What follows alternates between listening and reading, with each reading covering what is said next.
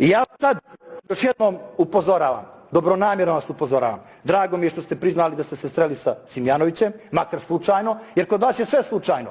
Prvo, kod Čiče Pavićevića 99. vičete smrt Americi i onda kažete to je slučajno. Onda gospodine... Poslaniče Kneževiću, privodite kraju. Dozvolite. Dozvolio sam vam više puta prekoračenje. Dozvolili ste i Ne, premijer je ispoštovao oba puta predviđeno vrijeme. Molim vas da privodite kraju i da finiširate. Tako možete da pričate sa vašim ministrima. Molim vas. Sa mnom ne možete tako da pričate. Molim vas. Vi to znate. Molim vas, poslaniče Kneževiću. Ako treba se napravi pauza da popijete jednu... Poslaniče Kneževiću, birajte riječi, poslaniče Kneževiću. I završavajte jer vam je vrijeme isteklo. Dozvolite da završim. Vi bolujete od sindroma Borisa Jeljcina.